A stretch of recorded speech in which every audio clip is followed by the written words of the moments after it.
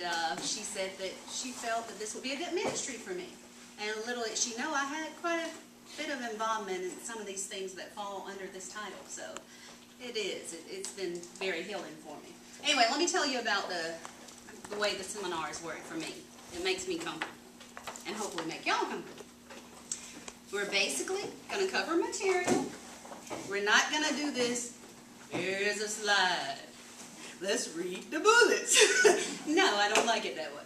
We're going to be free fall. We're going to talk. We're going to give examples because I can learn from you and you can learn from me. And it makes it better that way. I'm not going to call on you because this is not class, but I'm hoping you'll engage because our last class got so involved we actually had to say, wait, stop it, stop it. So once things come up, you'll probably have ideas or something that you want to share. And if so, please feel free to. Feel free to. So I will start off with a Bible verse that just caught my attention today, and it is really glaring at me, and it's probably speaking to me. And it's Philippians 4:11-13. And it states, and it reads, I have learned to be satisfied with the things I have and with everything that happens. I know how to live when I'm poor. Lord knows I do now. I know how to live when I have plenty. I have learned the secret of being happy at any time and everything that happens. When I have enough to eat and when I go hungry, when I have more than I need and when I do not have enough, I can do all things through Christ because He strengthens me. Isn't that the truth, y'all? Amen. Amen. Amen. Okay, so let's talk about workplace bullying. Now, Pat told me about workplace bullying. I'm like, what is that? I've never heard of a workplace bully. You know, when we were growing up, we had kids on the playground, these tough kids, and everybody knew they were a bully. And so you say, oh, I don't want to stand by him because he's going to do this or he's going to do that. But in the workplace, we have grown people like you and I that are bullies. And they may not necessarily have on their shirt, I'm a bully. But some of the things we will describe today, you'll say, oh, they're in my workplace. I know them. I know them.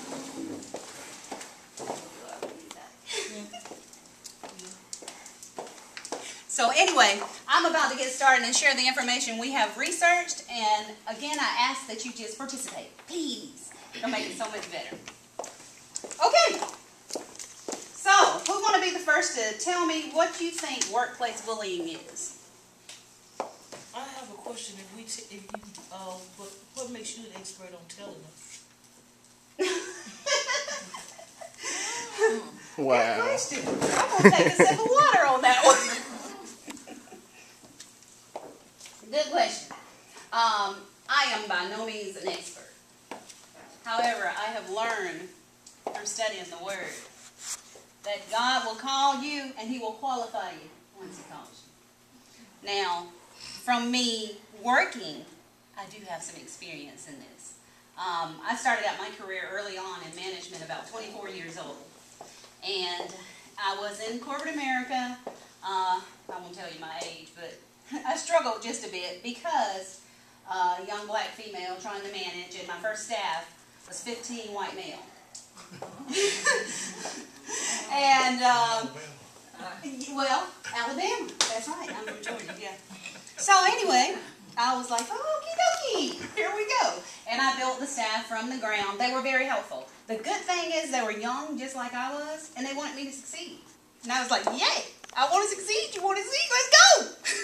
However, workplace bullying, I can tell you some examples of jobs that I've been in. I can remember early on being in management, and I kept talking to my manager about, I've done all these things on my performance review, and I don't always want to be in this job, and I'm really trying to get to the next level.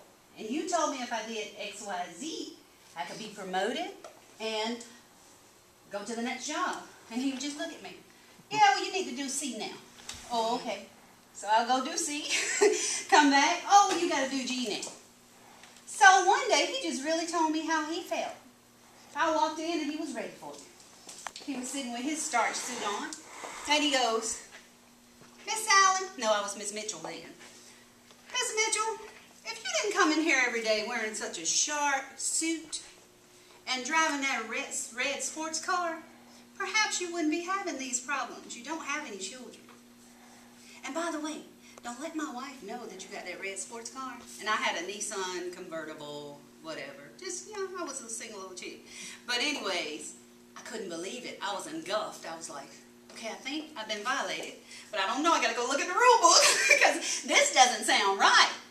And you know, it was a big swallow in my neck. I mean, because I, back then, maybe was 26, something like that.